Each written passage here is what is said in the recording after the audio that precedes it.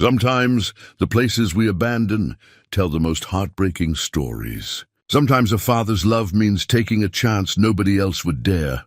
Stanley Graves paid $500 for an old hospital on the edge of town, hoping it would give him and his son something to build together.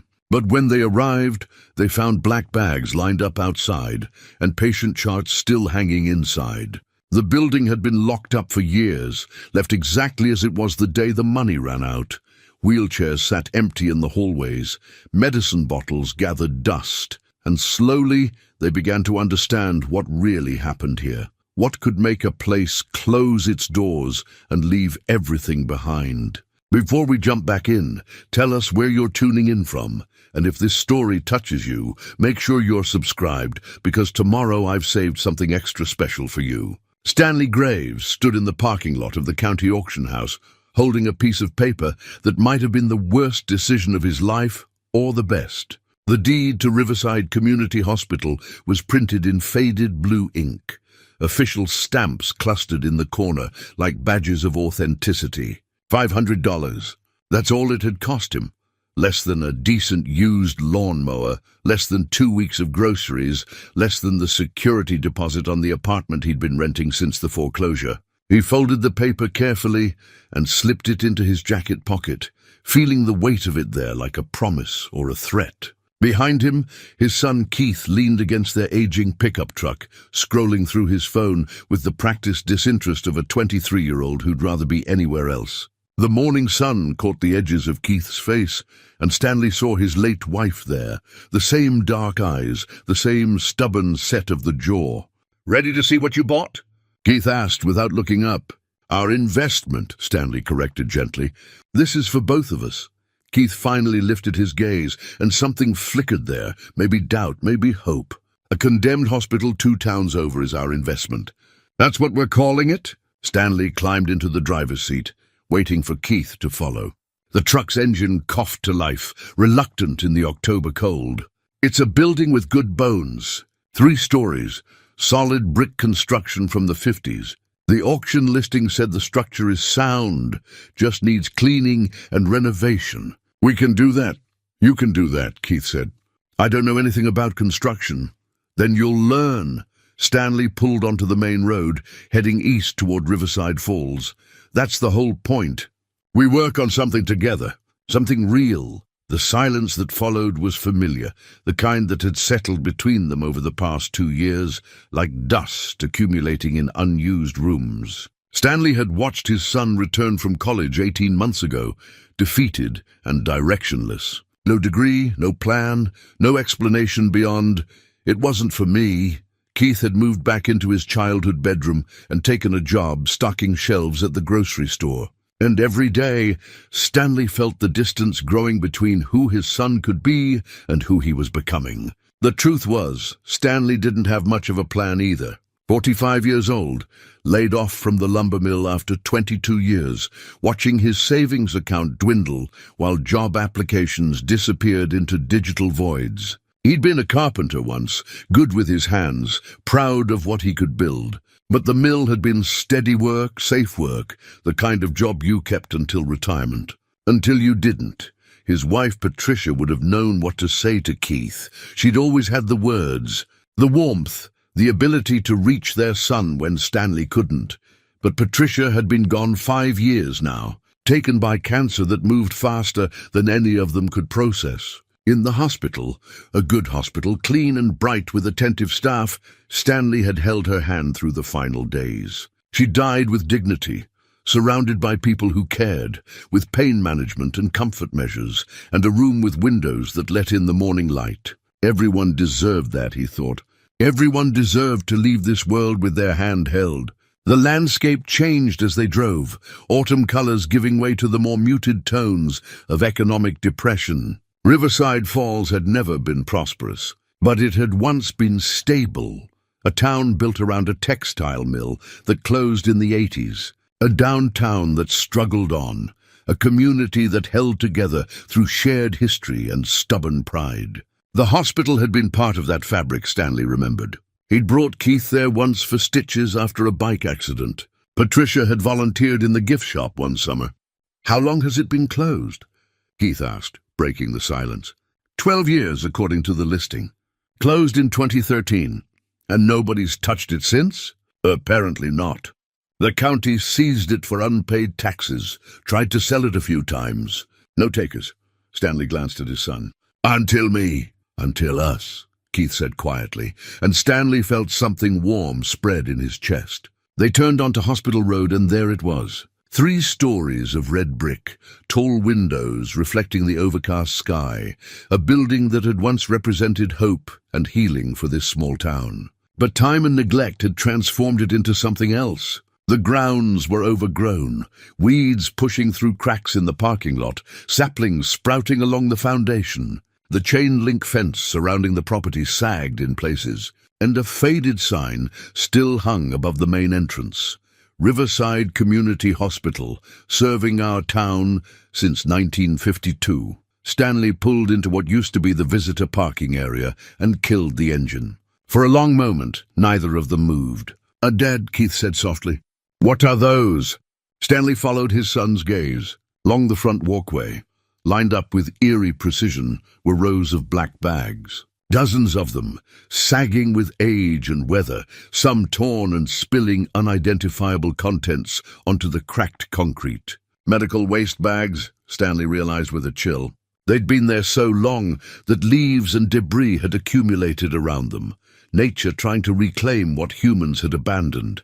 I don't know, Stanley admitted. He opened his door, stepping out into air that smelled of damp earth and decay. Keith joined him, and together they approached the building. Up close, it was worse. Windows on the first floor were broken, dark openings that revealed nothing but shadows inside. The main entrance doors were chained shut, a rusted padlock hanging from links that had oxidized orange-brown. Graffiti decorated the lower walls, mostly tags and crude drawings, the territorial markings of bored teenagers who'd found an abandoned place to claim.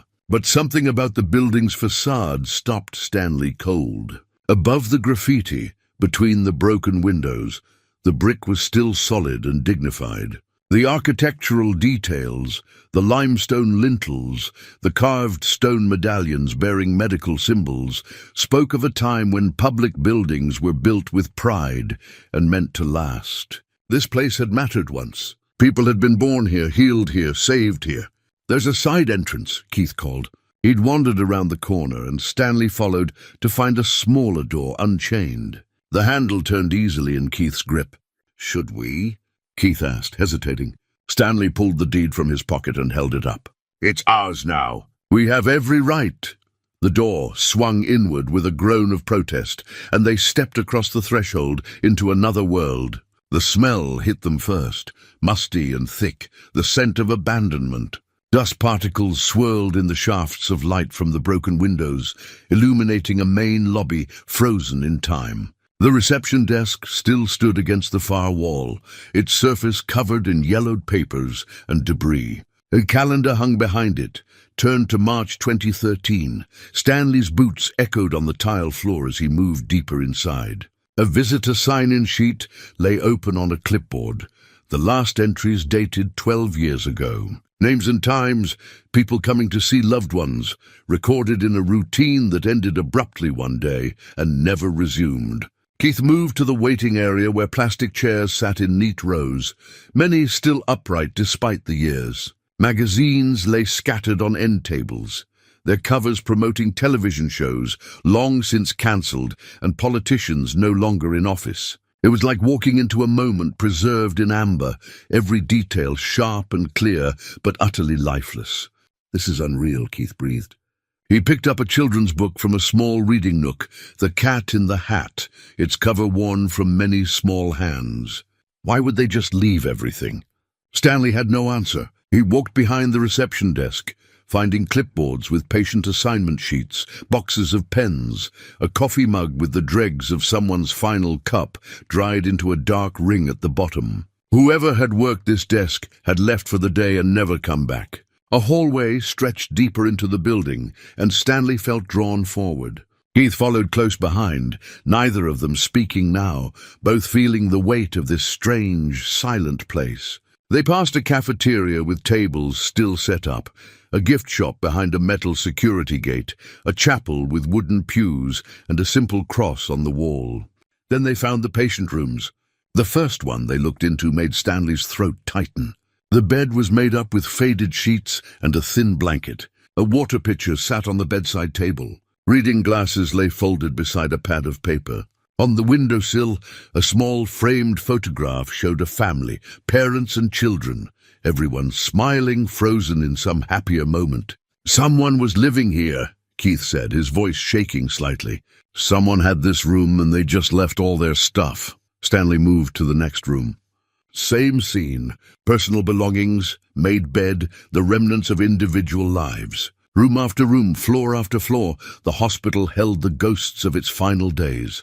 Not supernatural spirits, but the tangible evidence of interrupted routines, abandoned care, lives displaced. In what must have been the administrative wing, they found an office with a nameplate on the door, Dr. Phyllis Kemper, Chief Administrator.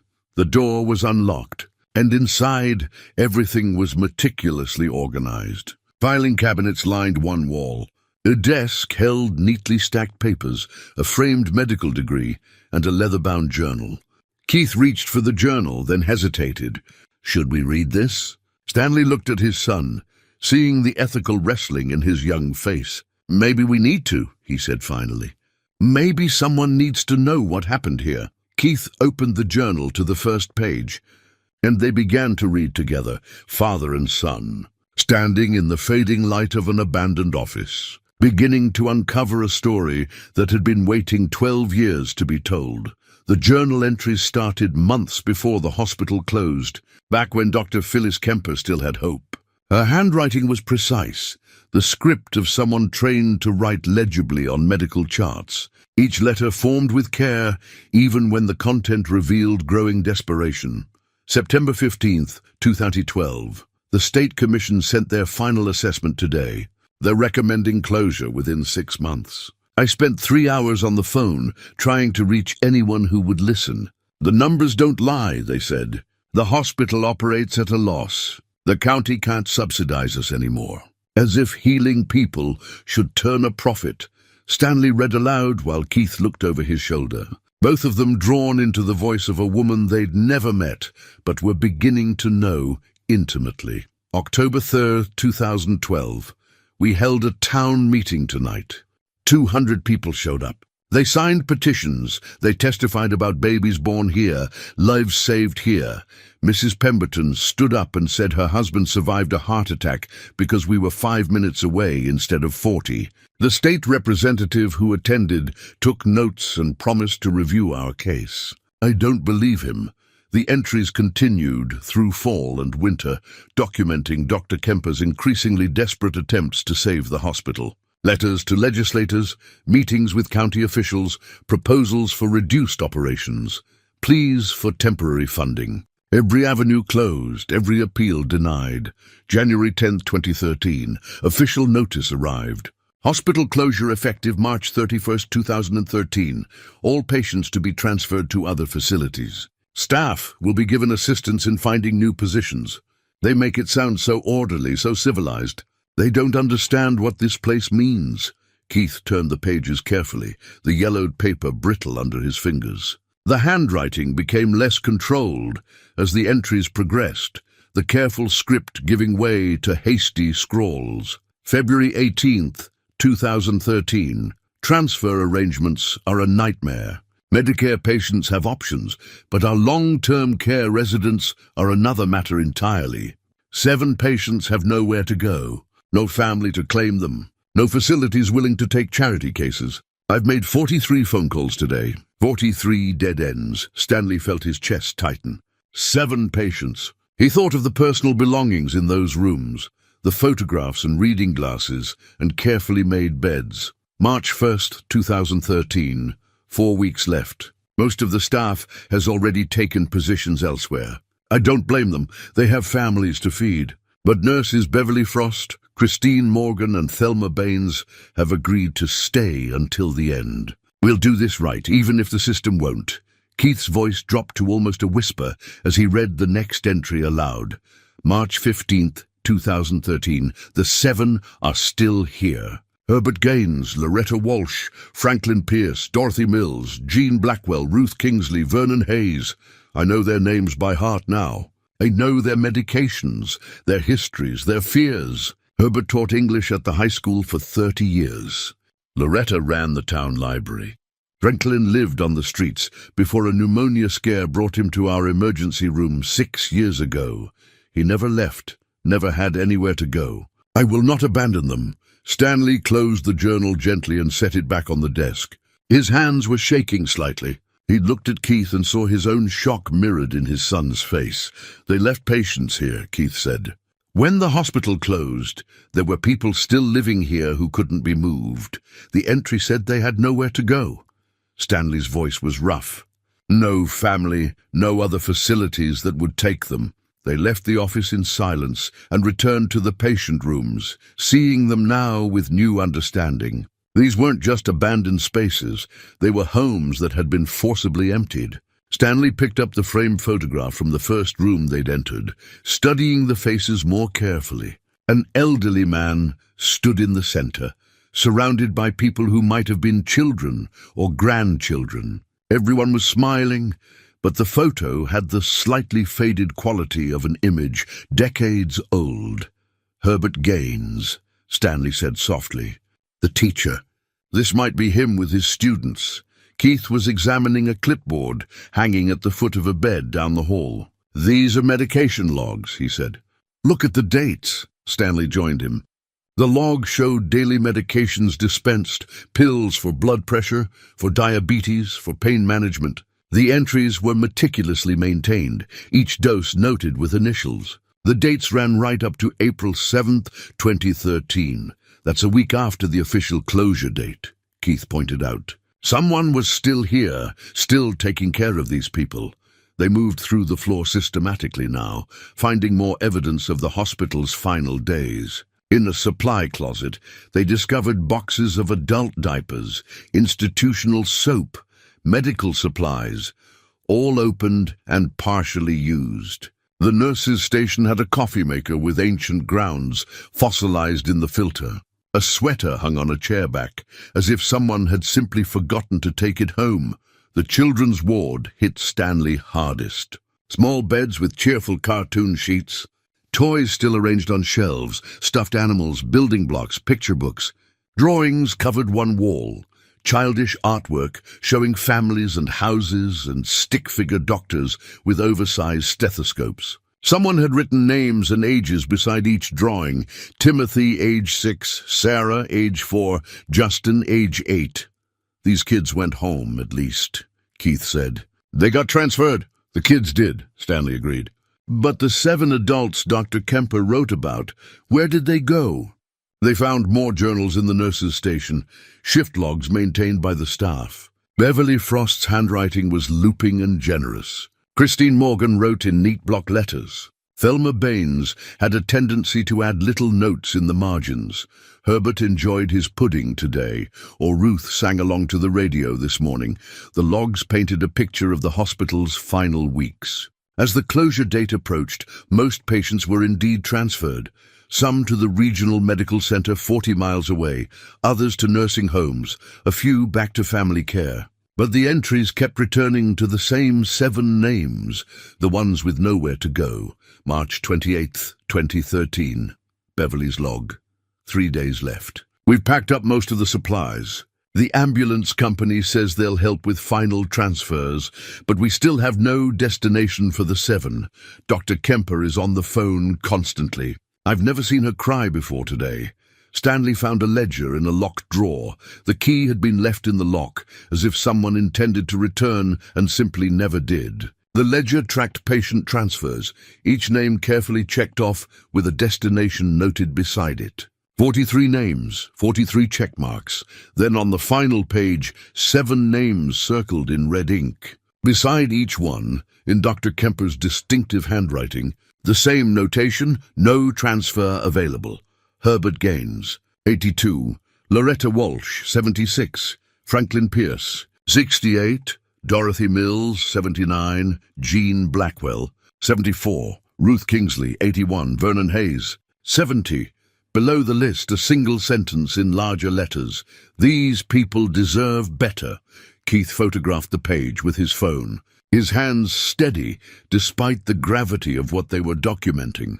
We need to find out what happened to them, he said. Someone has to know. Stanley nodded slowly. He thought of his wife's final days, the comfort of good care, the dignity of a peaceful end. He thought of these 7 people, elderly and vulnerable, trapped in a system that had no place for them. The hospital hadn't been abandoned because of some catastrophic event or scandal. It had simply been deemed unprofitable, and the people who depended on it became problems to be solved. Or, in the case of the 7, problems that couldn't be solved at all. The journal mentioned Dr. Kemper and 3 nurses staying until the end, Stanley said. We should try to find them. They'll know what happened. And if what happened is... Keith paused, unable to finish the thought. Then we'll know that too, Stanley said firmly.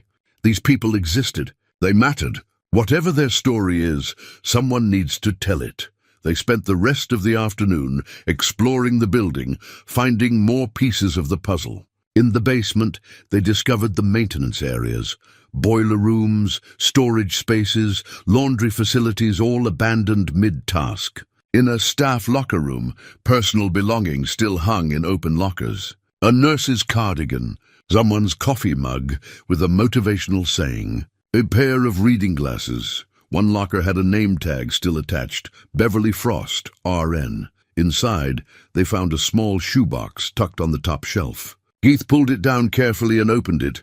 Polaroid photographs, dozens of them, showing the hospital in its final months. Stanley spread them out on a bench, and together he and Keith studied these frozen moments. The images showed staff and patients, people trying to smile despite the circumstances. The date stamps ran from January through early April 2013. One photograph showed an elderly man in a wheelchair, grinning at the camera despite the oxygen tube in his nose. On the back, in Beverly's handwriting, Herbert, always joking even now. March 2013, another showed a woman with white hair sitting by a window, her face turned toward the light. Loretta, she loved the morning sun. March 2013. More photos followed, each one documenting these final days, these final faces. The staff looked increasingly weary, their smiles more forced. But the patients, the 7 circled names from the ledger, they looked cared for. Someone had made. Sure, they were clean, comfortable, positioned by windows or given books to hold. The last photograph in the box showed 4 people standing together in the hospital lobby, 3 women in scrubs and an older woman in a white coat. Their arms were around each other, and though their faces showed exhaustion and grief, there was something else there too. Determination, solidarity. On the back, the ones who stayed. April 7th, 2013. We did our best. Keith looked at Stanley, and in his son's eyes, Stanley saw something he hadn't seen in a long time. Purpose. His directionless boy had found something worth caring about. We're going to find these women, Keith said. We're going to find out what happened to those 7 people, and then we're going to tell everyone. Stanley gripped his son's shoulder. Yes, he said simply. We are. As they locked up the building and headed back to the truck, the sun was setting behind the hospital, casting long shadows across the overgrown grounds. The black bags still lined the walkway, but Stanley saw them differently now. They weren't sinister. They were just one more piece of abandonment, medical waste that nobody had bothered to dispose of when the building was shuttered. The real story wasn't in those bags. It was in the journals and photographs, the medication logs and personal belongings. It was in the 7 names circled in red ink and in the 4 women who had refused to leave them behind. That night, lying in bed in his small apartment, Stanley couldn't sleep. He kept thinking about Dr. Kemper's words. These people deserve better. He thought about Herbert Gaines teaching English, Loretta Walsh at the library, Franklin Pierce finding shelter after years on the streets. He thought about his own wife, who'd had everything these people hadn't. Family present, excellent care, a death that honored her life. Beside him on the nightstand, his phone buzzed. A text from Keith. Can't stop thinking about them. Started researching. There has to be records somewhere. Stanley smiled in the darkness and typed back, "We'll find them. Together." For the first time. In 2 years, he felt like they were actually communicating. Not just father and son occupying the same space, but two people working towards something meaningful, something bigger than their own small struggles. The abandoned hospital had given them a purpose. Now they just had to see it through. Stanley returned to the hospital the next morning with a truck bed full of cleaning supplies, work gloves, and industrial-strength flashlights. Keith was already waiting in the parking lot, 2 thermoses of coffee in hand and a notebook tucked under his arm. "Couldn't sleep?" Stanley asked, accepting the coffee gratefully. "Kept thinking about the ledger," Keith admitted. "Those 7 names. I want to find records, anything that tells us more about them.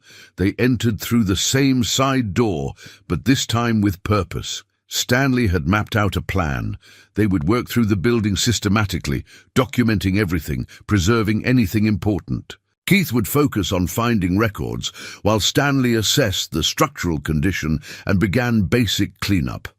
The first floor was where they started. Stanley swept debris while Keith combed through filing cabinets in the records room. The morning, light through the dirty windows, cast everything in shades of grey and gold, dust motes dancing in the beams. "Found something," Keith called out after an hour. He emerged carrying a large ledger book, its cover stamped with patient transfer records, 2013. They sat together on the floor of the main lobby, the ledger spread between them. Inside, meticulous. Entries documented every patient's discharge or transfer in those final months. Names, dates, destinations, contact information, everything carefully noted in what Stanley now recognized as Dr. Kemper's handwriting. The ledger told the story of an orderly shutdown, at least on paper. 43 patients successfully transferred to other facilities or released to family care. Ambulance companies coordinated, medications transferred, medical records copied and forwarded, everything done by the book until the final page. The 7 names appeared again, each with detailed notes about attempted placements. Dr. Kemper had tried everything, contacted 14 different nursing homes, 3 assisted living facilities, 2 hospice organizations. Each entry ended with the same variations. No beds available, cannot accept charity cases, requires family guarantor.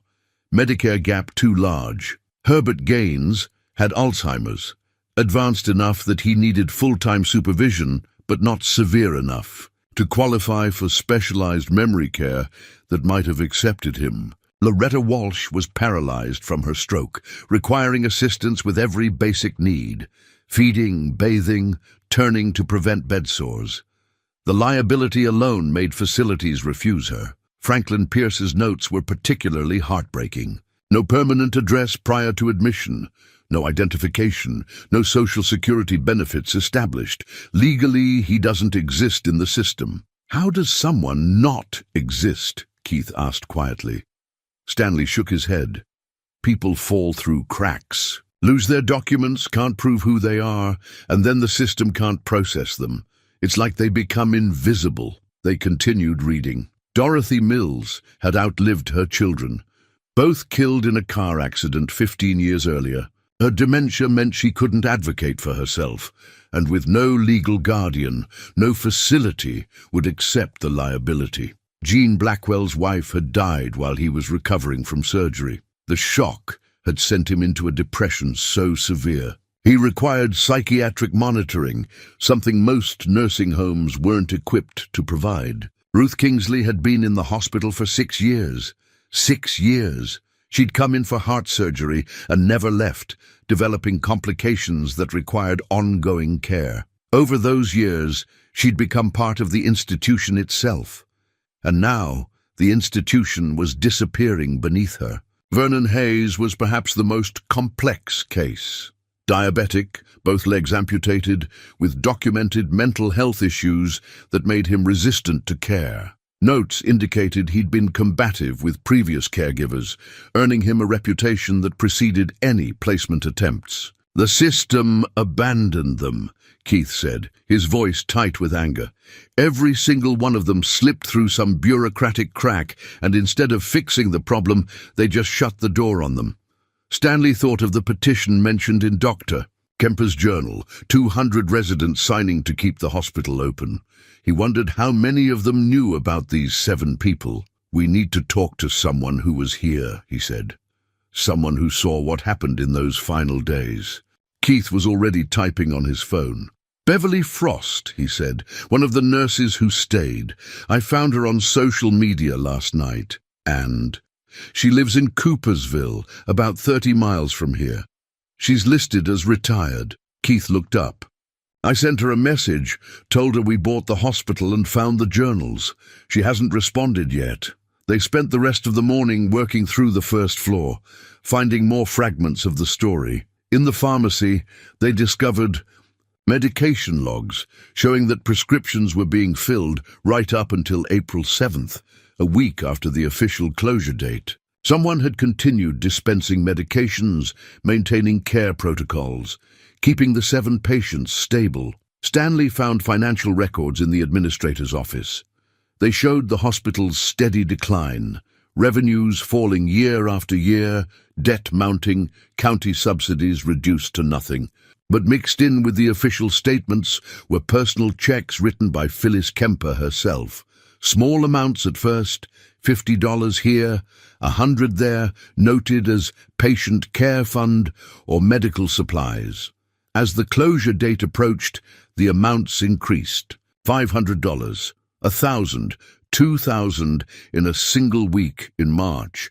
The final entry was dated April 1st, 2013, a check for $5,000 with the notation Dignity Fund.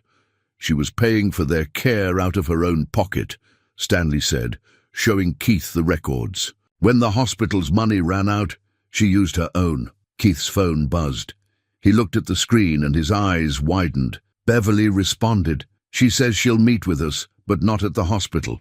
She doesn't want to go back there." They arranged to meet Beverly that afternoon at a coffee shop in Coopersville. Stanley used the intervening hours to explore more of the building, his carpenter's eye assessing what could be salvaged. The structure was solid. His initial impression had been right. The roof was intact, the foundation stable.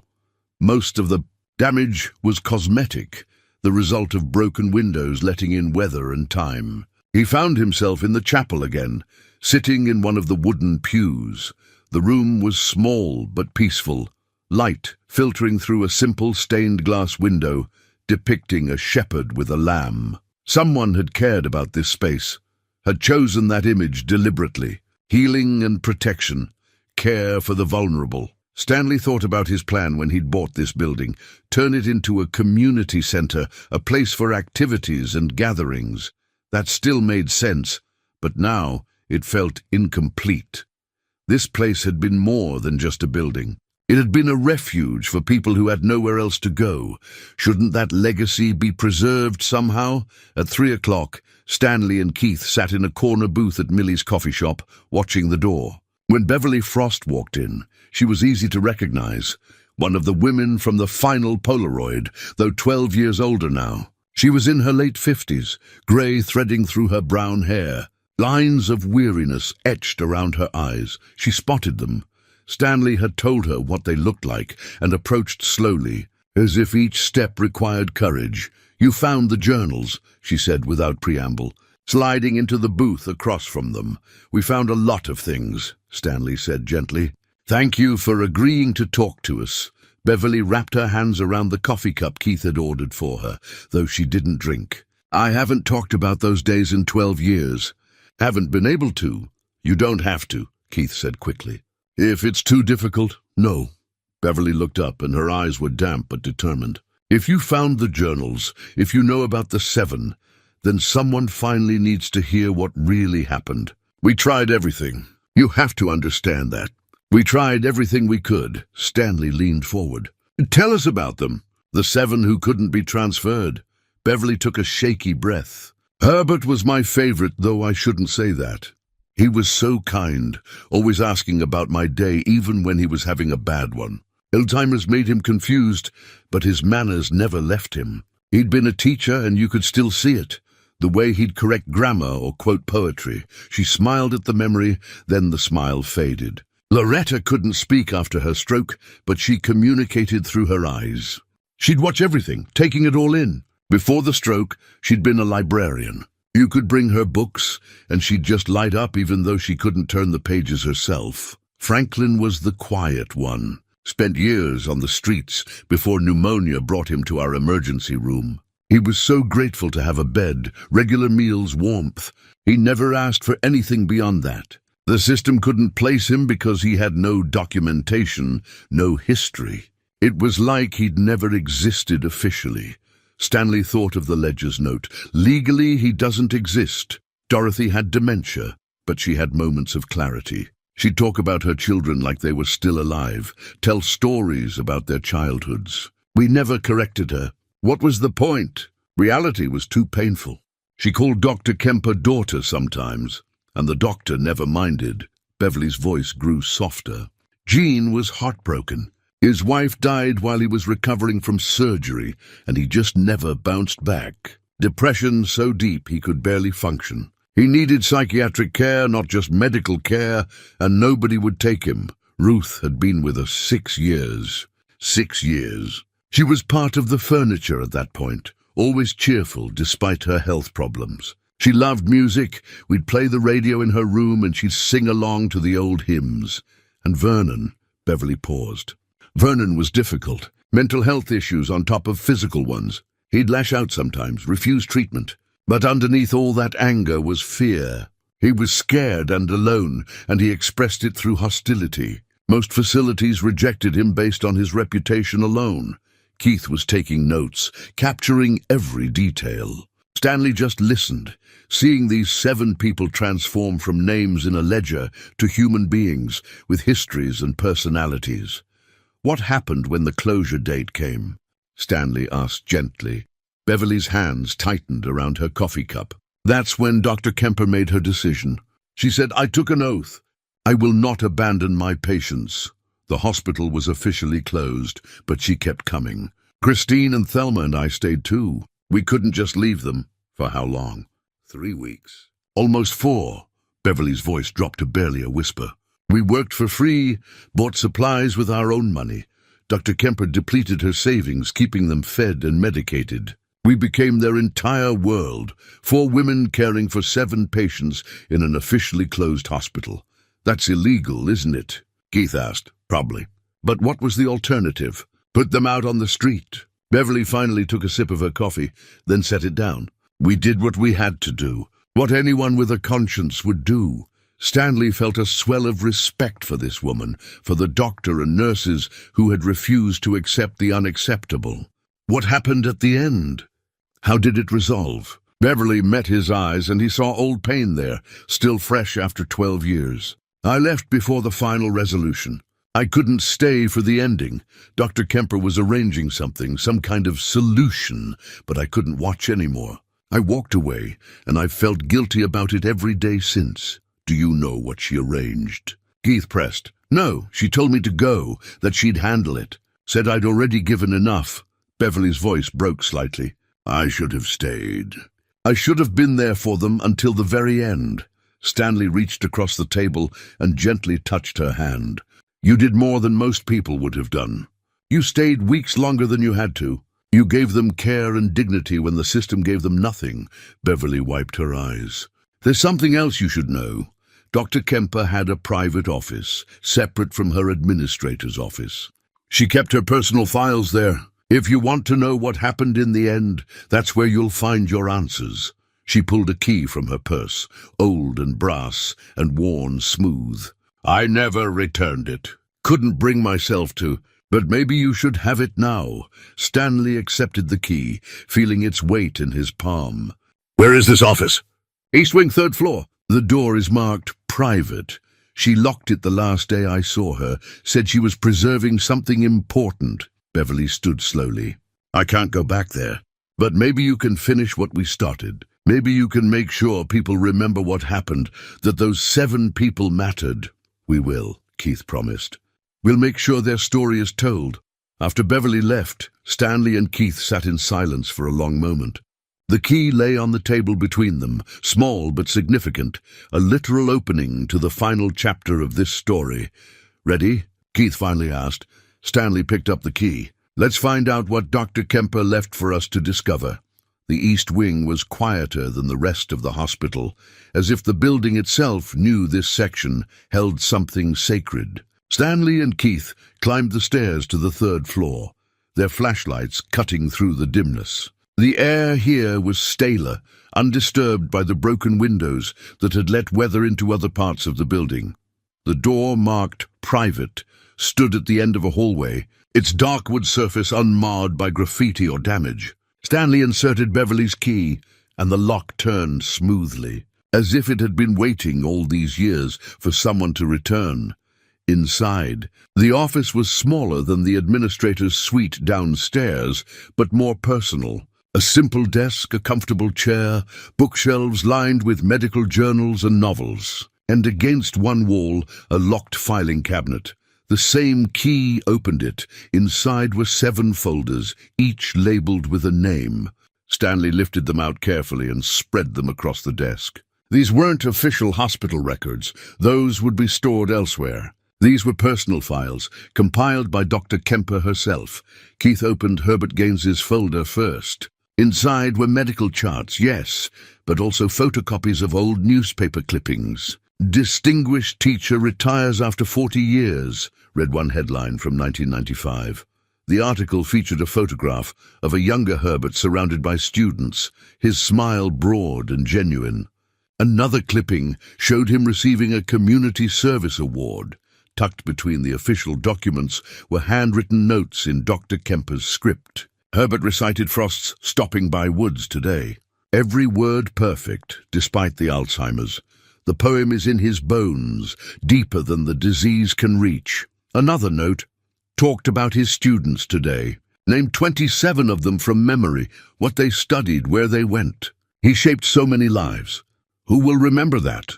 Loretta Walsh's folder contained similar treasures. Photographs showed her at the town library, surrounded by children during story hour. Letters of commendation from the library board. Dr. Kemper's notes painted a picture of a woman who dedicated her life to literacy and learning. Loretta can't speak, but I read to her every evening. Her eyes follow the words. Sometimes tears run down her cheeks during the sad parts. She's still in there, still understanding, still feeling. The stroke took her voice, not her soul. Franklin Pierce's folder was thinner, no newspaper clippings, no awards. Just a simple intake form from 6 years earlier when he'd arrived at the emergency room with severe pneumonia. Under emergency contact, someone had written none. Under address, it said transient, but Dr. Kemper's notes were the longest of all. Franklin told me today about playing guitar on street corners in Nashville. He had dreams once, a wife who left, a life that fell apart piece by piece until he had nothing. He says the hospital is the first place he's felt safe in 20 years. He thanks me every single day for his bed, his meals, for being allowed to exist. Stanley's throat tightened reading that. Being allowed to exist, such a basic human need, and Franklin had been grateful for it. Keith was reading Dorothy Mills's folder, and when he looked up his eyes were wet. She had 2 kids, both killed by a drunk driver in 1998. Husband died of a heart attack a year later. She had nobody left, and then the dementia took even her memories. Dorothy's folder included photographs, a family portrait from what looked like the 1980s. Everyone smiling at some holiday gathering. Dr. Kemper had written, "Dorothy showed me this photo today, told me about each person like they were still alive." I didn't correct her. Let her have them back, even if only in her mind. Reality has taken enough from her.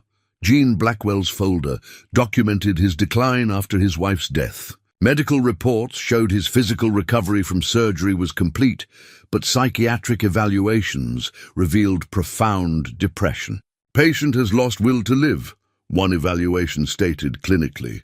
Requires intensive mental health intervention. Dr. Kemper's notes were gentler. Gene talks about his wife constantly. 52 years together.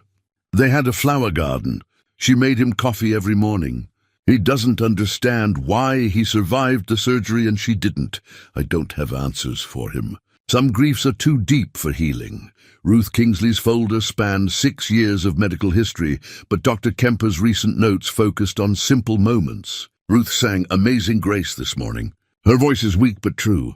She harmonized with herself on the chorus. I sat and listened, and for those 3 minutes, nothing else mattered. Vernon Hayes's folder was the most complex, filled with incident reports and behavioral assessments. But underneath the official documentation, Dr. Kemper had written her own observations. Vernon lashed out again today, refused his medication, called me terrible names. But I saw his hands shaking. He's terrified. The anger is armor. Underneath it is a man who's lost everything. His legs, his independence, his dignity. When I finally got him calmed down, he cried like a child. I held his hand until he fell asleep. Stanley sat back in the chair, overwhelmed. She knew them, really knew them. Not just as patients, but as people. And she documented it all, Keith said, holding up a small notebook from the back of one folder. Look at this. The notebook was titled Patient Dignity Fund, Personal Expenditures. Inside, Dr. Kemper had meticulously tracked every dollar she'd spent on the 7 patients. Groceries, medications not covered by the hospital's dwindling supplies, adult diapers, clean sheets, simple comforts like books and magazines. The amount started small in February, $50 here, $100 there. By March, the weekly totals reached into the thousands. The final entry was dated April 1st, 2013. Remaining personal savings, $5,000, used for final arrangements. Final arrangements, Keith repeated. What does that mean? Stanley found another document tucked in the bottom of the filing cabinet, a ledger labeled Patient Care Final Weeks. It detailed the nursing schedules after the official closure. Dr. Kemper and the 3 nurses had created a rotation, ensuring someone was always present. They'd work 12-hour shifts, unpaid, caring for the 7 patients around the clock. The ledger showed medication schedules maintained perfectly. Feeding times, bathing assistance, everything documented with the same precision as when the hospital was fully operational. These 4 women had essentially run a private care facility for 3 weeks, functioning on determination and their own resources, but the ledger ended on April 6, 2013. After that date, the pages were blank. What happened on April 7th? Stanley wondered aloud. That's when Beverly said she left, but the medication logs we found downstairs went through that date. Keith was examining a separate folder labeled Correspondence. Inside were letters Dr. Kemper had written in those final weeks, dozens of them, sent to everyone she could think of. State legislators, the governor's office, Medicare administration, social services, medical advocacy groups. Each letter explained the situation, begged for help, pleaded for someone to take responsibility for 7 human beings who'd been forgotten by the system. The responses, when there were any, were form letters expressing sympathy but offering no solutions. One letter was different. It was from a hospice organization called Peaceful Transitions, dated March 25, 2013. The director had written, Dr. Kemper, I wish we could help, but our facility only accepts patients with family sponsorship or full insurance coverage. However, I may know someone who can assist with dignified end-of-life arrangements should that become necessary. Please call me directly. A phone number was handwritten at the bottom, along with a name, Peter Donovan. Who's Peter Donovan? Keith asked. Stanley was already searching on his phone. Funeral director. Owned Donovan Funeral Home in Riverside Falls until he retired in 2018. Still alive, according to this obituary for his wife from last year. They looked at each other, the implications settling between them like a weight. End-of-life arrangements, Keith said quietly. The 7 patients didn't just disappear. They died. Stanley nodded slowly. And Dr. Kemper made sure they had dignity in death, even if the system denied them dignity in their final days. Keith was reading through the remaining documents. pulling out a receipt book from the very back of the drawer. "Dad, look at this." The receipt book tracked donations to something called the Patient Compassion Fund. Dr. Kemper had contributed regularly, small amounts at first, growing larger as the closure approached. The final entry showed she donated $47,000 between January and April 2013. "That's everything," Stanley said. Beverly mentioned Dr. Kemper depleted her retirement savings. "This is proof. She gave everything she had. For 7 people nobody else cared about," Keith added, his voice thick with emotion. They sat in silence for a long moment, surrounded by the evidence of one woman's extraordinary compassion. These weren't just medical files. They were testimonies to lives that mattered, carefully preserved by someone who refused to let them be forgotten. Stanley thought about his original plan for this building, a community center, a place for gatherings and activities. It had seemed like a good idea, a way to give back and rebuild his relationship with Keith. But now it felt insufficient. These 7 people had lived here. They'd been cared for here by people who loved them. They died here, and someone had made sure they died with dignity. That story deserved more than a casual mention. It deserved to be central to whatever this place became. "We need to find Peter Donovan," Stanley said. "He's the last piece of this puzzle. He knows what happened in those final days." Keith was already searching. "Got an address. He lives on Maple Street, about 10 minutes from here." Stanley gathered the folders carefully, treating them with the reverence they deserved. These weren't just documents. They were proof that 7 forgotten people had existed, had mattered, had been loved in their final days. As they locked the office and headed downstairs, Stanley felt his son's hand on his shoulder. "Dad," Keith said, "thank you for buying this place, for bringing me here. I've been lost for 2 years, and I didn't even realize I was looking for something like this. Something that matters." Stanley pulled his son into a hug, the first real embrace they'd shared since Patricia's funeral. "We found it together," he said, "and we're going to see it through together." Outside, the afternoon sun was beginning to set, casting long shadows across the hospital grounds. The building stood quiet and dignified, keeping its secrets a little while longer. But Stanley and Keith were getting closer to the truth, one document at a time. Tomorrow they would find Peter Donovan. Tomorrow they would learn how this story ended. And then, somehow, they would figure out how to tell it, how to make sure that Herbert, Loretta, Franklin, Dorothy, Jean, Ruth, and Vernon were remembered, that their lives and deaths meant something beyond bureaucratic failure. For now, though they had done enough, they had learned the names, read the stories, understood the sacrifice. The rest could wait until tomorrow. Peter Donovan lived in a modest ranch house with a meticulously maintained garden. When Stanley and Keith knocked on his door the next morning, a tall man in his 70s answered, his white hair neatly combed, his eyes sharp and assessing. "Mr. Donovan? I'm Stanley Graves, and this is my son Keith. We're hoping you can spare a few minutes to talk about Riverside Community Hospital." Something shifted in the old man's expression. Recognition, maybe, or old grief resurfacing. "You'd better come in," he said. His living room was filled with photographs of families, weddings, and graduations, a lifetime of celebrations he'd witnessed through his work. He gestured for them to sit and lowered himself into a worn armchair. "I wondered if anyone would ever ask," Peter said. 12 years, and not a single person has come looking for the truth. What made you start digging?" Stanley explained about buying the hospital, finding the journals and files, talking to Beverly. Peter listened without interrupting, nodding occasionally. "Dr. Kemper was a remarkable woman," Peter said when Stanley finished. "She called me in late March, desperate. Said she had 7 patients who needed end-of-life planning, but no resources to pay for it. Asked if I could help. Could you?" Keith asked. "Not initially. My business operated on thin margins. I couldn't afford to work for free. But Phyllis, Dr. Kemper, she came to my funeral home in person.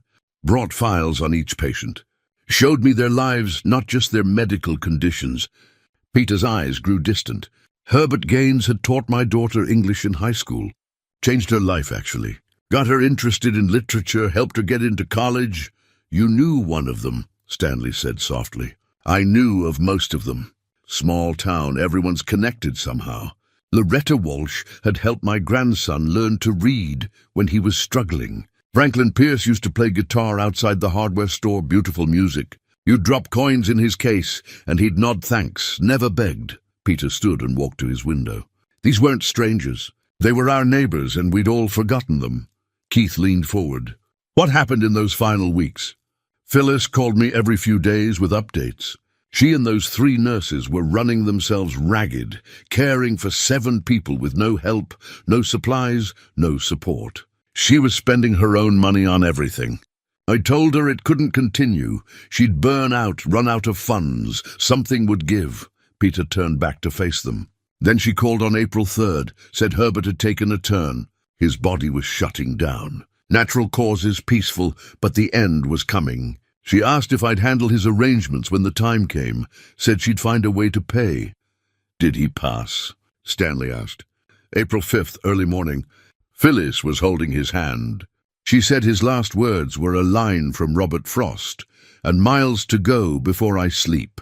Then he was gone. Peter's voice was steady but heavy. I went to collect him that afternoon. The hospital was officially closed, but Phyllis had maintained everything properly. Death certificate, all documentation in order. She'd done everything by the book, even in impossible circumstances. What did you do? Keith was taking notes again. I cremated Herbert at cost, which Phyllis insisted on paying. While I was preparing the arrangements, she called again. Jean Blackwell had passed. Then Dorothy Mills 2 days later. Peter returned to his chair. They were all dying, you see. The stress of the closure, the uncertainty, it had taken a toll. Or maybe they'd just been holding on until someone decided what would happen to them, and once they knew there was no answer, they let go. Stanley felt his chest tighten. All 7. Within 3 weeks. Natural causes, everyone. Old age, organ failure, bodies that had simply worn out. But here's what you need to understand. They didn't die alone or afraid. Phyllis and those nurses never left them. Each one passed with someone holding their hand, speaking gentle words, making sure they knew they mattered. Keith's pen had stopped moving. Where are they buried? That's where it gets complicated, Peter said. 7 cremations, 7 urns, and nowhere to put them. These people had no family plots, no burial funds, no one to claim them. I suggested the county cemetery, but Phyllis refused. Said they deserved better than a pauper's grave.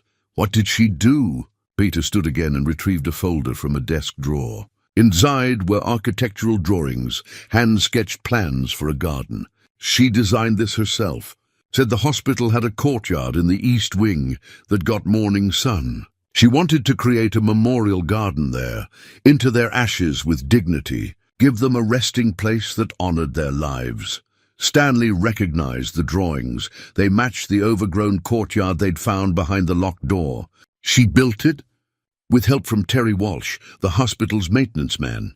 He'd stayed on too, working for free, keeping the building from falling apart. Together they cleared the courtyard, planted flowers, built a small retaining wall. I provided 7 simple brass plaques, each engraved with a name and personal inscription that Phyllis wrote. Peter handed Stanley a photograph. It showed the garden in its original state. Neat paths, blooming flowers, 7 plaques set in stone markers. Dr. Kemper stood in the center, Terry Walsh beside her, both looking exhausted but peaceful. The interment was April 22nd, Peter continued. Just the 5 of us, Phyllis, Beverly, Christine, Thelma, and me. We held a small service, read poems and prayers, shared memories. Phyllis spoke about each person, what they'd meant, who they'd been. It was one of the most moving funerals I've ever attended. Beverly said she left before the end, Keith noted. She left April 7th, couldn't handle watching more of them die. But she came back for the service. They all did. Those 3 nurses traveled back to say goodbye properly. Peter's expression softened. I've conducted thousands of funerals in my career. Most are well-attended, family everywhere. But those 7 forgotten people, they had 4 women who loved them enough to break rules, spend their savings, and work themselves to exhaustion. That's more than most of us get. Stanley studied the photograph, seeing the garden as it had been, a place of beauty and peace, a final gift from people who refused to give up. Why didn't anyone know about this? Why isn't there any public record? Phyllis filed all the death certificates properly, notified the state. But in the chaos of the hospital closure, with bureaucrats scrambling to cover their mistakes, nobody followed up. The 7 patients disappeared from the official narrative. Easier that way. No uncomfortable questions about how vulnerable people got abandoned. That's not right, Keith said, anger edging into his voice. No, it's not. But Phyllis made peace with it. She told me the garden was enough, that those 7 people had died with dignity, even if the world never acknowledged it. She locked the east wing to protect the space and walked away. Peter looked at Stanley directly. What are you planning to do with the hospital? Originally, community center. But now, Stanley paused, thinking about everything they'd learned. Now I think it needs to be more. A memorial, a tribute to those 7 people and to the staff who cared for them. Their story deserves to be told. Phyllis is still alive, you know, Peter said. She lives here in town, small apartment on Pine Street. She's 73 now, never practiced medicine again. I see her sometimes at the grocery store. She always asks if anyone's mentioned the hospital, if anyone remembers. I tell her no, and she just nods, like she expected as much. Keith was already writing down the address. We need to talk to her. Be gentle, Peter warned. Those weeks broke something in her. She gave everything, her savings, her career, her peace of mind. She saved 7 people from dying alone and forgotten, but the cost was enormous. Stanley stood and shook Peter's hand. Thank you for telling us the truth, and thank you for what you did for them. I did very little compared to Phyllis and those nurses. They're the heroes of this story. Peter walked them to the door. If you do tell their story, make sure people understand. This wasn't about one hospital closing. This was about a society that discards its most vulnerable people and calls it fiscal responsibility. Those 7 died because we collectively decided their lives weren't worth the cost of keeping them safe. Outside, Stanley and Keith sat in the truck for a long moment, processing everything. The mystery was solved now. They knew what had happened to the 7 patients, knew about the garden and the secret memorial. But knowing didn't make it easier. If anything, it made the tragedy more profound. They all died, Keith said quietly. All 7 within 3 weeks. But not alone, Stanley reminded him. Not forgotten. Dr. Kemper made sure of that. We have to tell this story, Dad. We have to make people understand what happened here. Stanley started the engine. First, we need to talk to Dr. Kemper. She's the heart of this story. Without her permission, without her voice, we're just outsiders speculating. They drove through Riverside Falls, seeing the town differently now. Every building, every street corner held pieces of the story. The library where Loretta had worked, the school where Herbert had taught, the street corners where Franklin had played guitar. These 7 people had been part of this community's fabric, and then they'd been forgotten. Until now. Until a broke single father bought an abandoned hospital for $500 and found a story that demanded to be told. What if she doesn't want to talk? Keith asked. What if she wants the past to stay buried? Then we respect that, Stanley said. But we still restore the garden. We still honor their memory, even if it's private. But he hoped Dr. Kemper would talk. He hoped she'd let them tell the story of 7 forgotten people and 4 women who refused to forget them. Because stories like this, painful as they were, needed to be told. They needed to be remembered. The world needed to know what happened when compassion met bureaucracy, when individual courage faced systemic failure. It needed to know that Herbert, Loretta, Franklin, Dorothy, Jean, Ruth, and Vernon had existed, had mattered, had died with dignity because someone cared enough to give them that final gift. Tomorrow they would find Dr. Kemper. Tomorrow they would ask permission to tell the truth. And hopefully tomorrow they would begin to understand how to turn an abandoned hospital into something that honored the past while serving the future. Stanley drafted the letter 3 times before he was satisfied. It needed to be respectful, honest, and brief, nothing that would overwhelm or frighten Dr. Kemper. Keith added a phone number and email address at the bottom. Then they drove to the Pine Street apartment complex and slipped it under her door. Now we wait, Stanley said. They didn't have to wait long. The phone rang that evening while Stanley was making dinner. An unfamiliar number. He answered with his heart pounding. "Mr. Graves, this is Phyllis Kemper. You left a letter." Her voice was soft but steady, educated and precise. Stanley could hear both strength and weariness in it. "Dr. Kemper, thank you for calling. I know this must be difficult. You found the garden," she interrupted gently. "Beverly told me. She called yesterday, said 2 men had discovered everything. I've been expecting this call for 12 years. We'd like to meet with you if you're willing, to understand what happened and to ask your permission to tell the story." There was a long pause. "Millstone Diner tomorrow at 9. I'll be wearing a blue cardigan." The line went dead before Stanley could respond. The next morning, Stanley and Keith arrived 15 minutes early. The diner was quiet, just a few regulars nursing coffee and reading newspapers. At exactly 9 o'clock, an elderly woman entered. She was small and thin, white hair cut short, wearing the promised blue cardigan. Her posture was erect despite her age, and her eyes, sharp and dark, swept the room until they found Stanley and Keith. She slid into the booth across from them without ceremony. "You're younger than I expected," she said to Stanley. "And you brought your son." "Keith's been part of this from the beginning," Stanley explained. "Everything we've discovered together," Phyllis nodded approvingly. "Good. The young should know these stories. They need to understand what happens when systems fail." She ordered coffee from the waitress, then folded her hands on the table. "What do you want to know?" Stanley had prepared questions, but they evaporated in the moment. Instead, he simply said, "Tell us about them." "The 7. Who they really were." Something softened in Phyllis's face. Herbert was dignified, even at the end. Alzheimer's had taken so much, but not his kindness.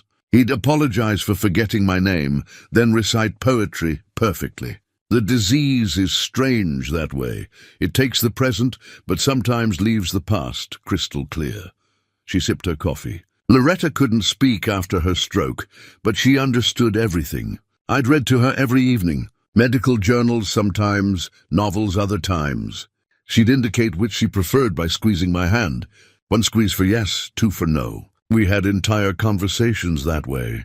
Franklin was grateful for everything: a warm bed, regular meals, clean clothes. He'd lived on the street so long that basic dignity felt like luxury to him. He told me once that the hospital was the first place he'd felt human in 20 years. That stayed with me. Keith was taking notes again, but mostly he was just listening, absorbing. Dorothy had good days and bad days. On good days, she'd tell stories about her children, her grandchildren who didn't exist. On bad days, she wouldn't speak at all, just stare out the window. But she always smiled when I entered her room. Always. Phyllis's voice remained steady, clinical almost, but Stanley could hear the emotion beneath it. Jean was heartbroken. 52 years of marriage, and he survived surgery only to lose his wife. He didn't want to live without her. Depression took him as surely as any disease. I couldn't fix that. I could only sit with him in it. Ruth was my sunshine. 6 years in that hospital, and she never complained. She sang hymns, badly but enthusiastically. She'd harmonize with herself when she couldn't remember all the words. The nurses loved her, and Vernon— Phyllis paused. Vernon was angry because he was terrified. He'd lost his legs, his independence, his dignity. Lashing out was his way of maintaining control over something, anything. But at night, when he thought no one was watching, he'd cry. I'd sit with him, and eventually he'd let me hold his hand. The waitress refilled their coffee. Phyllis waited until she left before continuing. When the hospital closed, I couldn't abandon them. I took an oath: first, do no harm. Letting 7 vulnerable people be cast out would have been harm. So I stayed. Beverly, Christine, and Thelma stayed. We became their family. Peter Donovan told us they all passed within 3 weeks, Stanley said gently. They were ready, Phyllis said simply. I think they'd been holding on, waiting to see what would happen to them. When they realized there was no solution, no place for them in the system, they let go. Herbert went first, peacefully, quoting Frost. Then Jean, then Dorothy. Franklin, Ruth, and Loretta within days of each other. Vernon held on longest, stubborn to the end. But he went quietly, finally at peace. You gave them dignity, Keith said. I gave them what everyone deserves, to die with someone holding their hand, to know they mattered, to be remembered. Phyllis met Keith's eyes. The system abandoned them. I refused to. Stanley pulled out the receipt book they'd found. You spent $47,000. My retirement savings. Worth every penny. Phyllis didn't flinch. Money can be replaced. Human dignity cannot. Why didn't you tell anyone? Why keep it secret? I tried to tell everyone. I wrote letters, made phone calls, begged for help. No one listened. After they died, I filed the proper paperwork, notified authorities. But in the chaos of the closure, no one followed up. It was easier for them to pretend those 7 people had never existed. Phyllis's jaw tightened. I created the garden because they deserved a resting place that honored their lives. I locked the East Wing to protect it. And then I walked away because staying would have destroyed me. Did it destroy you? Stanley asked quietly. It changed me. I never practiced medicine again. Couldn't face another system that values profits over people. I work part-time at the library now, shelving books. Simple work. Meaningful work. Loretta would approve. Keith looked up from his notes. We want to tell their story. Turn the hospital into a memorial and community center. Let people know what happened. Honor the 7, honor you and the nurses. But we need your permission. Phyllis was quiet for a long time. When she spoke, her voice was thick. For 12 years I've carried this alone. The guilt of not doing more, the anger at a system that failed them, the grief of losing 7 people I loved. I wondered if anyone would ever care, if their lives would just fade into nothing. She wiped her eyes. Yes, tell their story. But tell the whole truth, not just about their deaths, but about their lives. Herbert's teaching, Loretta's library work, Franklin's music. Make people understand these were real people with histories and value. And tell about the system that abandoned them, so maybe it won't happen again. We will, Stanley promised. Every detail, every story, everything that made them matter. Phyllis reached into her purse and pulled out a small key. This opens a storage unit I've kept. Inside are more photographs, personal items I saved, letters I never sent. Everything you'll need to tell their complete story. It's yours now. Stanley accepted the key, feeling its weight, heavier than brass and metal, heavy with responsibility and trust. One more thing, Phyllis said. The garden. It's probably overgrown now, neglected. Will you restore it? It's the first thing we'll do, Keith assured her. Make it beautiful again, a place people can visit and remember. Phyllis stood slowly, and Stanley and Keith stood with her. On impulse, Stanley embraced her, and after a moment's hesitation, she hugged him back. She felt small and fragile in his arms, this woman who had given everything for 7 forgotten people. Thank you, she whispered, for remembering them, for caring. After she left, Stanley and Keith sat back down, both overwhelmed. Dad, Keith said quietly, I left college because I felt like nothing I did mattered. Like I was just going through motions, checking boxes, building toward a life that felt empty. But this, he gestured at his notes, at the key on the table. This matters. Telling their story, preserving their memory, making sure people understand what happened. This is what I want to do. Stanley felt pride swell in his chest. What do you mean? Public history, documentary work, giving voice to forgotten stories. I want to go back to school, study this properly, learn how to do it right. This hospital, these 7 people, they're showing me my purpose. Stanley gripped his son's shoulder. Your mother would be so proud. They spent the afternoon at Phyllis's storage unit. Inside were boxes of materials, photographs of the hospital in its heyday, staff directories, patient satisfaction surveys from the 1990s showing how beloved the place had been. More recent items, too. The personal belongings Phyllis had saved from the 7 patients' rooms, letters she'd written to legislators that had never been answered, newspaper clippings about the closure, and photographs. So many photographs. The 7 patients in happier times, Herbert in his classroom, Loretta at the library, Franklin playing guitar, Dorothy with her children before tragedy struck, Gene and his wife on their 50th anniversary, Ruth singing in a church choir, Vernon before his amputations, standing proud in a work uniform. This is who they were, Keith said, spreading the photos across a table. Before illness, before being forgotten. They had full lives, people who loved them, contributions they made. Stanley nodded. And that's what people need to see. Not just their tragic end, but their meaningful lives.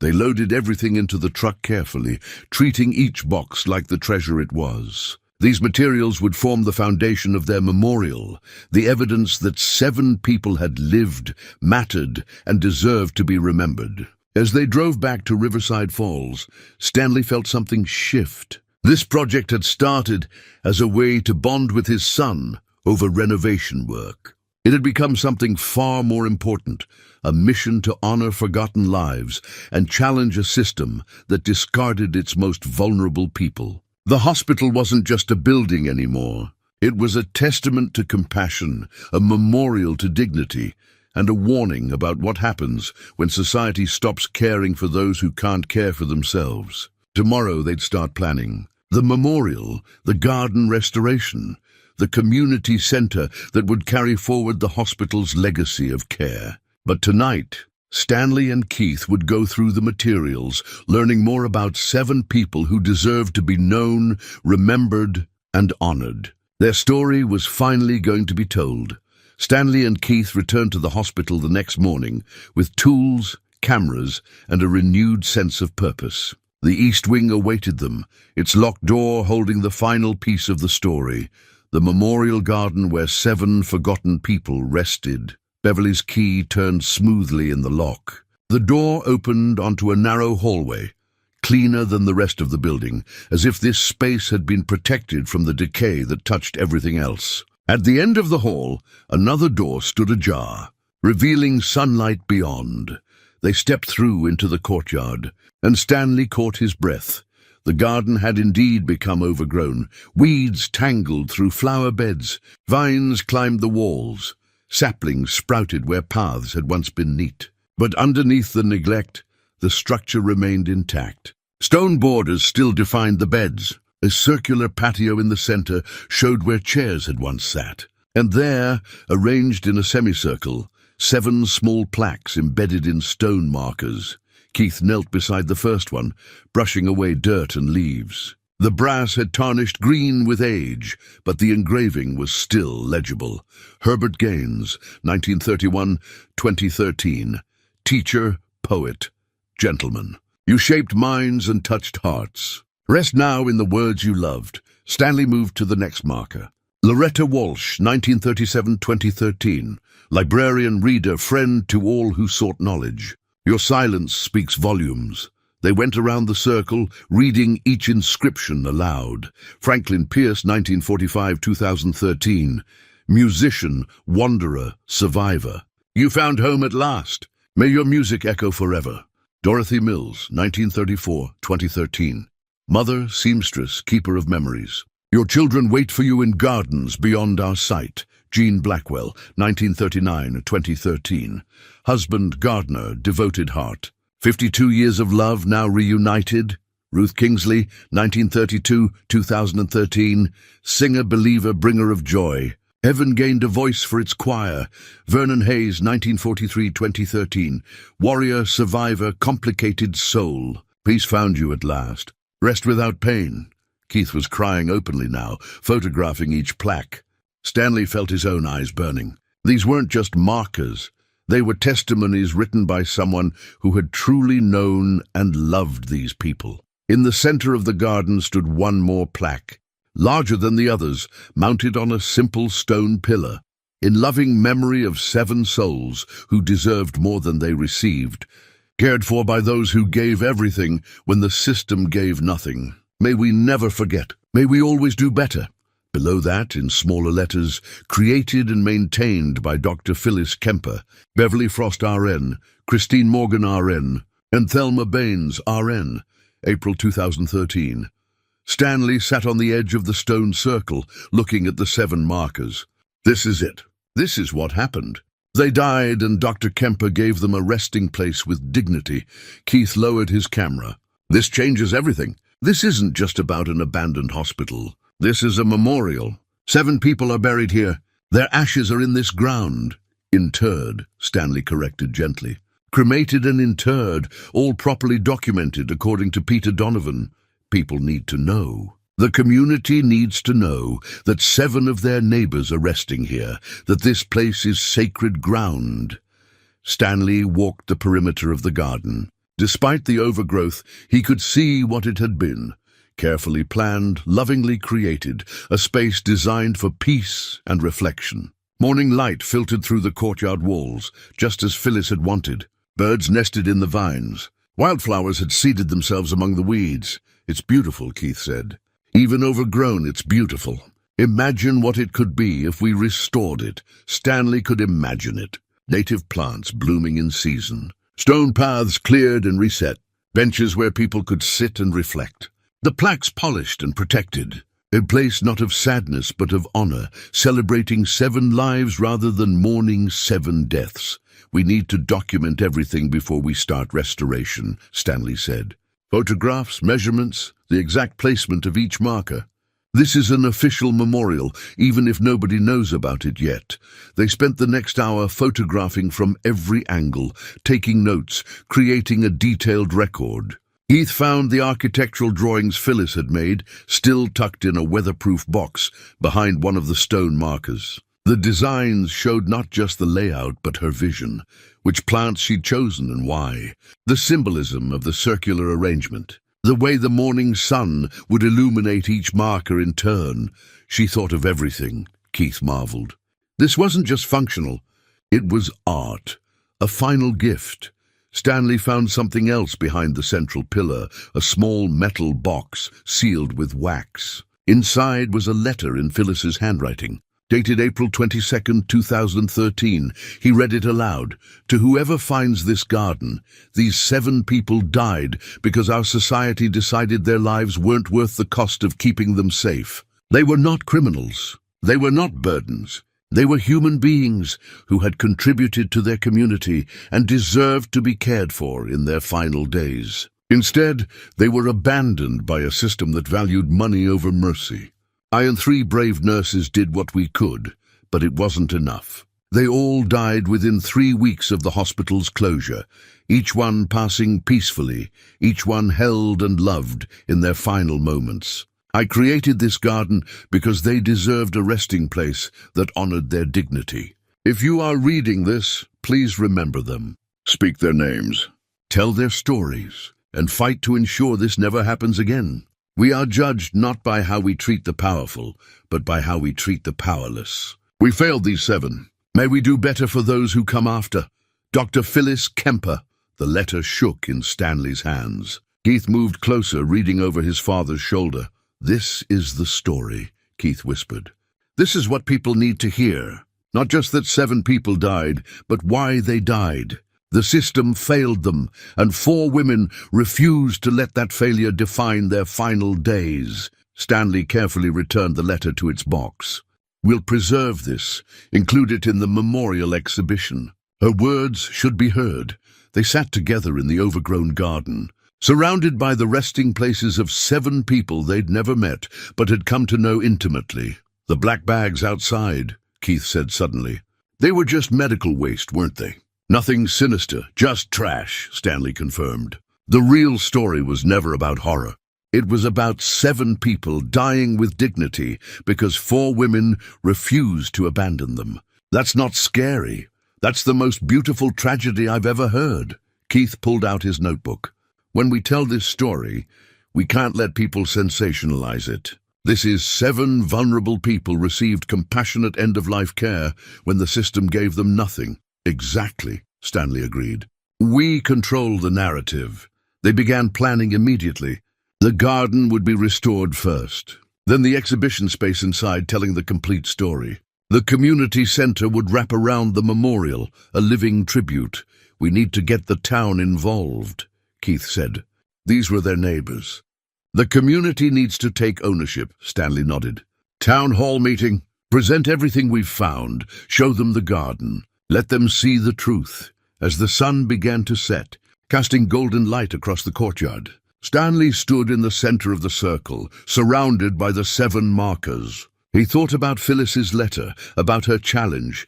We are judged not by how we treat the powerful, but by how we treat the powerless. Dad? Keith stood beside him. What are you thinking? I'm thinking about what it means to do the right thing when nobody's watching, when there's no reward, when it costs you everything. That's real courage. That's what Dr. Kemper had, yes, and now it's our turn. Stanley put his arm around his son's shoulders. We're going to tell their story. We're going to restore this garden. We're going to make sure these 7 are never forgotten again. The town hall meeting was scheduled for Saturday evening, 2 weeks away. Stanley and Keith used every moment to prepare, transforming their discovery into a comprehensive presentation that would honor the 7 while engaging the community. Keith worked methodically through Phyllis's storage materials, scanning photographs and organizing documents chronologically. He created a timeline starting from the hospital's founding in 1952 through its closure in 2013, marking the points where each of the 7 patients had first arrived. Herbert in 2009, Loretta in 2011, Franklin in 2007, each person's story woven into the institution's larger narrative. Stanley focused on the physical restoration. He hired a structural engineer to assess the building. The report confirmed his initial impression. The bones were solid. With modest investment, the hospital could serve the community for another 50 years. He sketched plans for the memorial wing, the community spaces, the restored garden.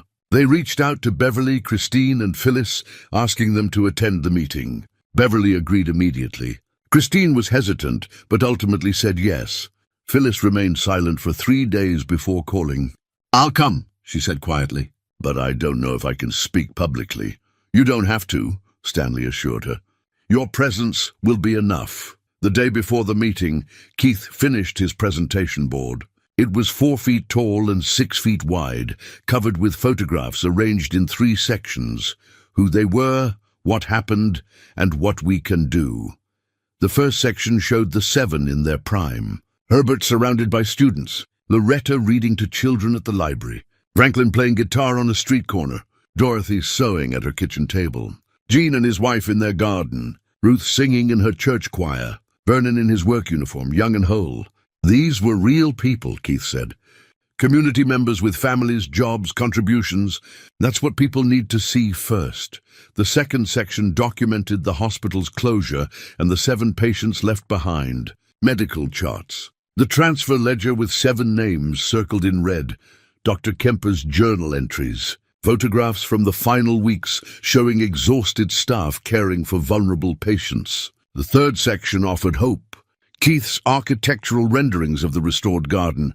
Plans for the memorial exhibition, proposed programs for the community center, and at the center, a simple question in large letters: will you help us honor their memory? Saturday arrived cold and clear.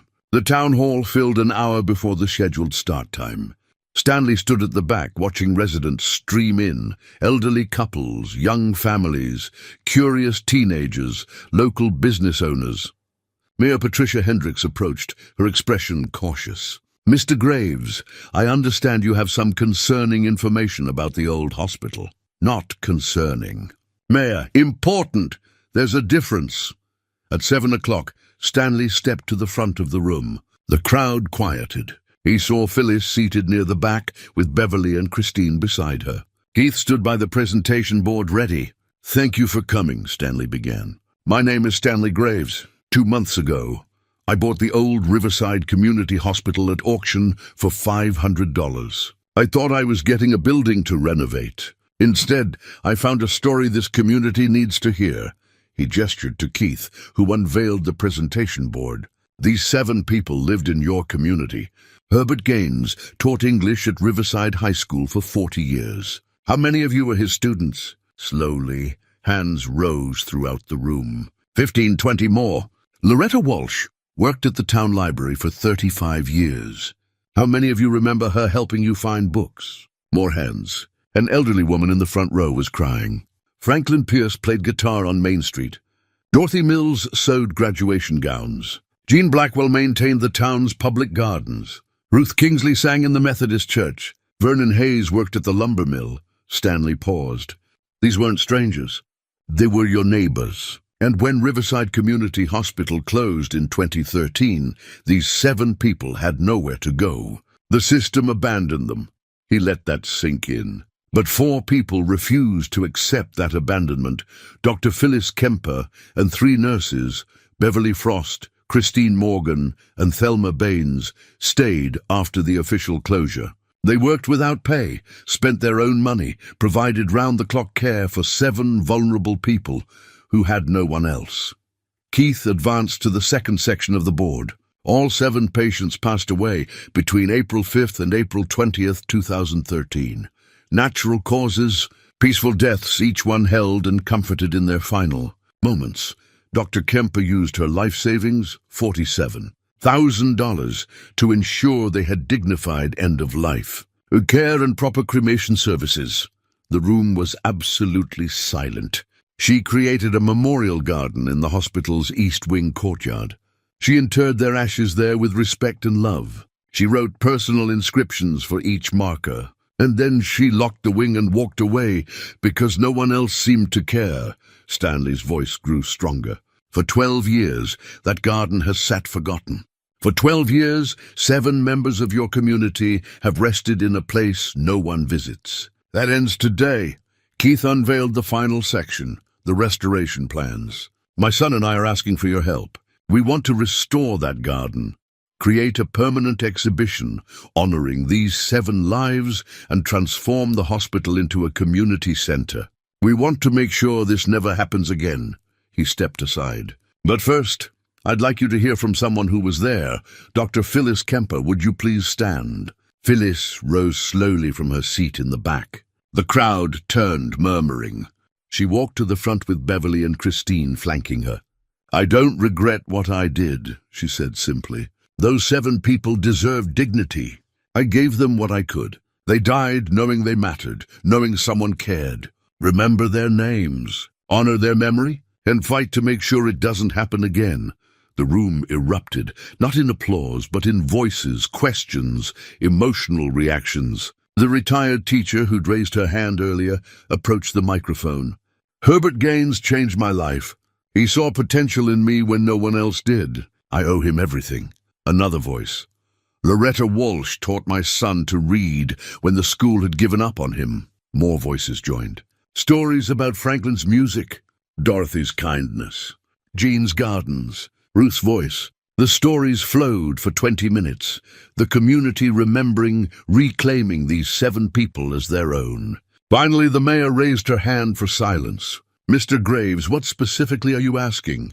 Everything. Funding for restoration. Volunteers for the garden cleanup. Support for turning the hospital into a community center. But most importantly, your commitment to remember. A contractor stood. I'll donate labor for the structural repairs. The nursery owner, plants for the garden, whatever you need. A retired nurse. I'll volunteer at the health clinic when it opens. One by one, people stood offering help, resources, time. When the meeting finally ended, over 300 people had signed a petition supporting the memorial center. The town council committed to matching private donations. But the moment that mattered most came at the very end, when an elderly man approached Phyllis, tears streaming down his face. Dr. Kemper, I'm Herbert Gaines's nephew. We lost touch when he got sick. I didn't know where he was. Thank you for taking care of him. Thank you for making sure he didn't die alone. Phyllis embraced him, both weeping, and Stanley saw 12 years of guilt begin to lift from her shoulders. The community had heard. The community had responded. And tomorrow the real work would begin. Work on the memorial garden began the following Saturday.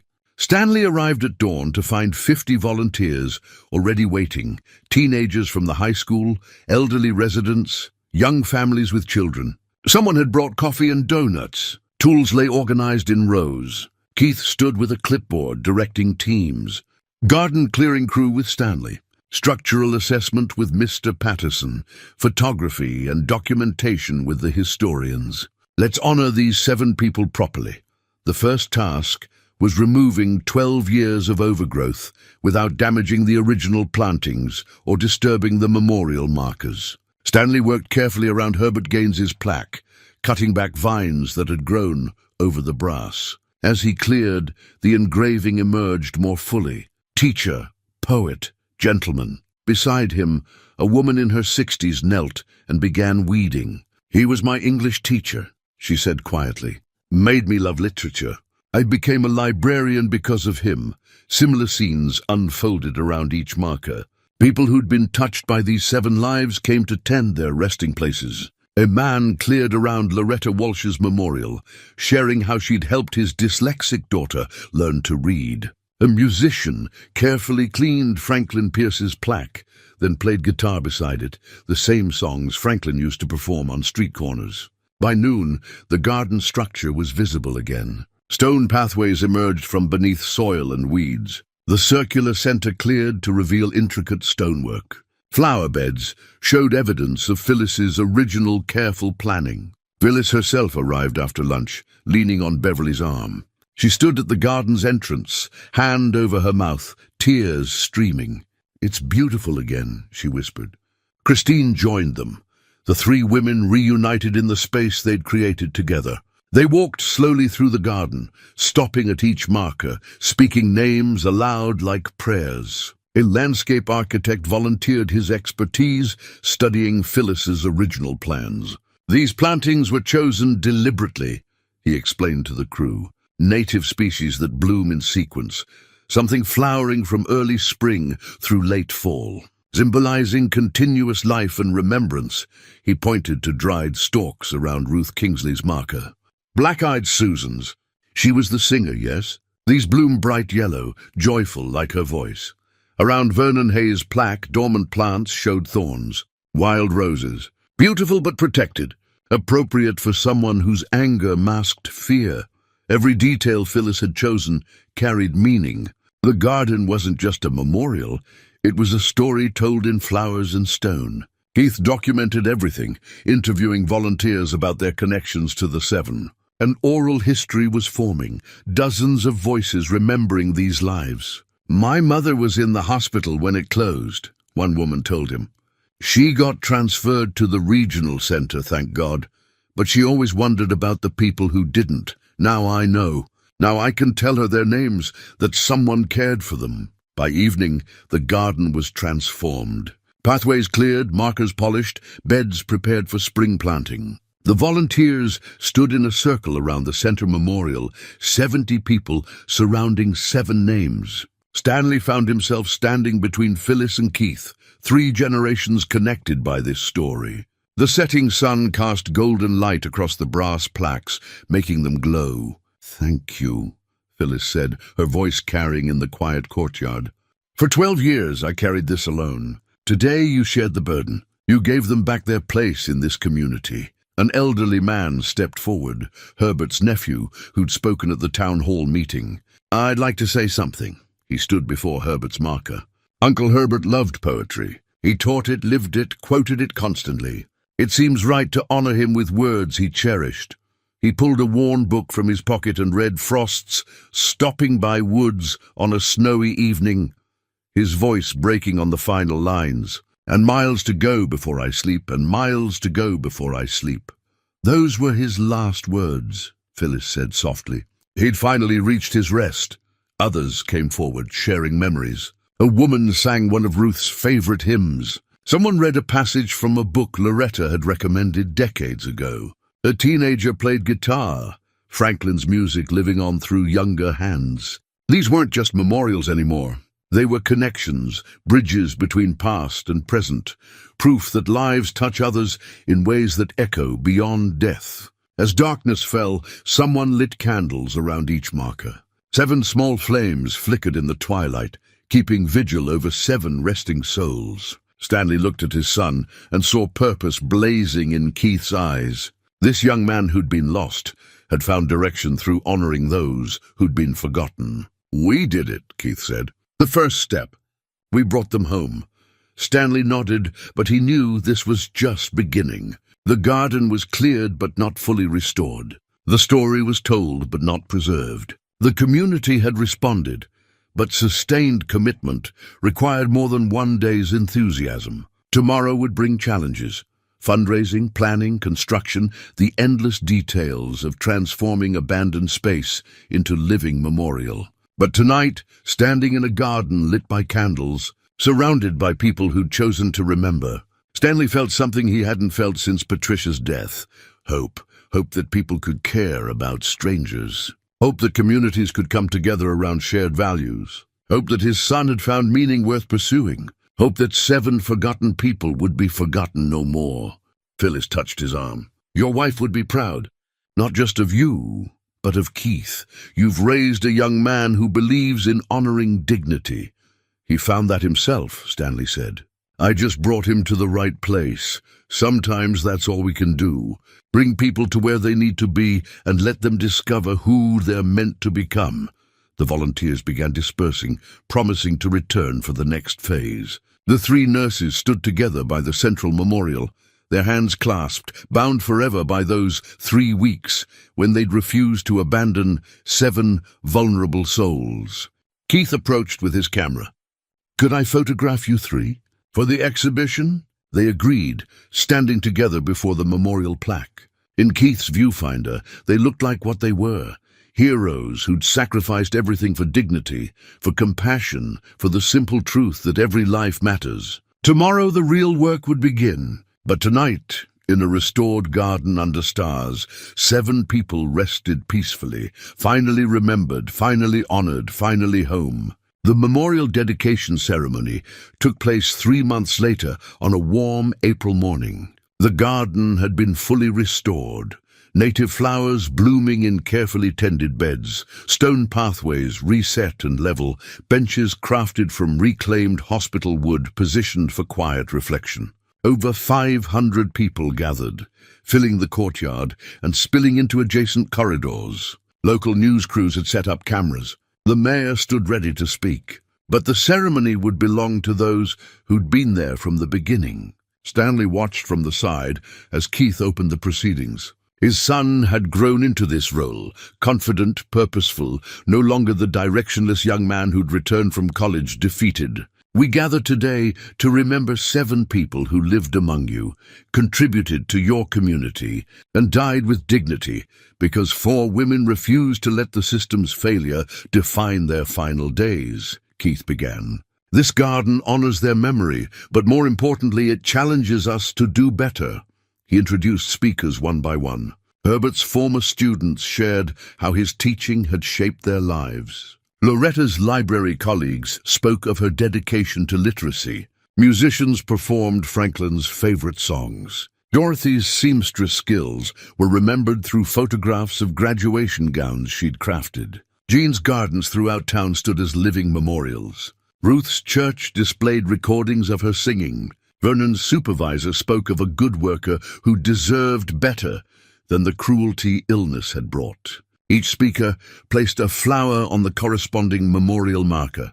7 lives, 7 tributes, a community reclaiming its forgotten members. Then Beverly stepped forward, flanked by Christine and Phyllis. I left before the end, Beverly said, her voice trembling. I've carried guilt about that for 12 years. But Dr. Kemper told me yesterday that I gave what I could, and that was enough. They knew they were loved. That's all anyone needs at the end, Christine spoke next. We stayed because leaving was unthinkable. We gave what we had because they deserved nothing less. If you remember anything from today, remember this. Every person has value, regardless of age, health, or resources. Every person deserves dignity. Finally, Phyllis approached the central memorial. The crowd quieted completely. I spent $47,000 caring for 7 people in their final weeks, Phyllis began. People have called that sacrifice. I call it privilege. I had the honor of being present for 7 peaceful deaths. 7 moments when human beings passed from this world knowing they were loved. She moved to each marker, speaking directly to the person memorialized there. Herbert, your words echo in thousands of students. Loretta, children still read books you recommended. Franklin, your music plays on. Dorothy, your gowns mark generations of graduates. Jean, your gardens bloom every spring. Ruth, your songs lift spirits. Vernon, your struggle reminds us to look beneath anger to the pain it hides. She returned to the center. Rest well, my friends. You are remembered. You are honored. You are loved. The crowd stood as one, applause building, then fading into respectful silence. People approached the markers, placing flowers, touching the bronze plaques, speaking quiet words.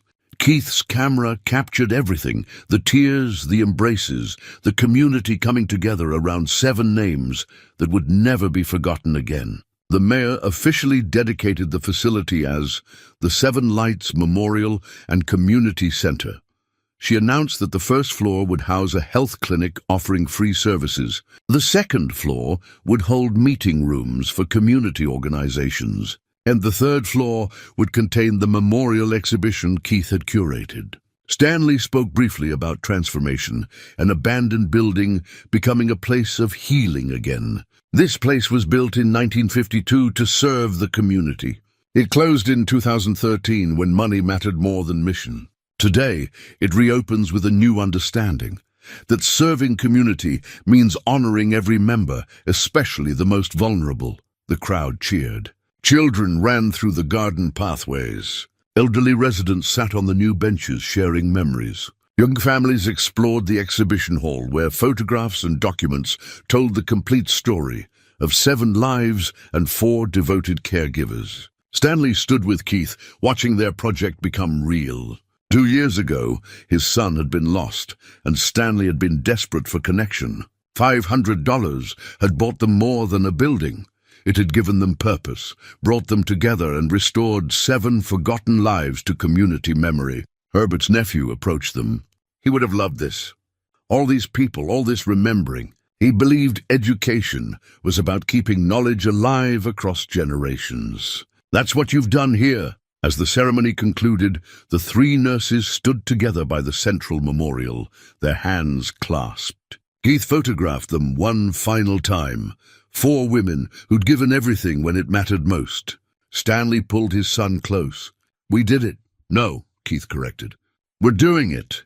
This isn't an ending, it's a beginning. These 7 people, this garden, this center, they're alive now through everyone here.